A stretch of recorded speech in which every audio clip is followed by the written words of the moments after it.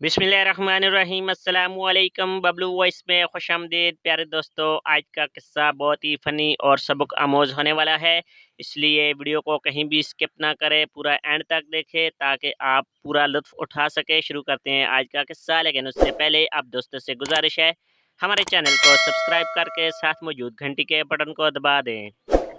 एक नौजवान ने शर्त रखी कि वो उस लड़की से शादी करेगा जो अच्छा खाना पकाना जानती होगी।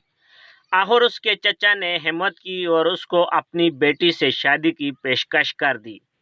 नौजवान ने अपनी शर्त चचा को याद दिलाई, जिस पर चचा ने उसको अगले दिन अपने घर मदहो किया। जवान जब चचा के घर पहुंचा तो चचा घर के बाहर उसका इंतजार कर रहा था।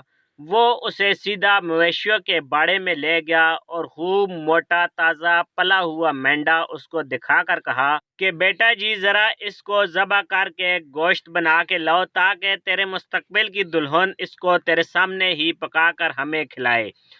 और कहा कि बेटा, मैंने भी मेंढा ज़बह करके अपने चचा की बेटी को दिया था, जिसने तरीके से पकाकर मुझे खिलाया था और हमारी शादी हो गई थी।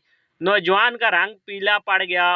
वो खजालत के साथ बोला कि चचा जान, ज़माना तब्दील हो गया है, आज के जवान मेंढे ज़बह करना भूल गए हैं।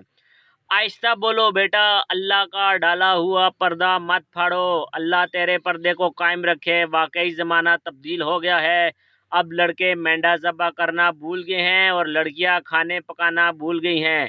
तालीम ने दोनों को किसी काबिल नहीं छोड़ा। नौजवान ने चुप करके चचा की बेटी से शादी कर ली और हंसी खुशी रहने लगे। खाने और पिज़्ज़ा बाहर से आता रहा और मियाँ बीवी मज़े करते रहे। नतीजा, अपना मुंह शीशे में देखकर उसके साइज के मुताबिक ही शर्त रखनी चाहिए।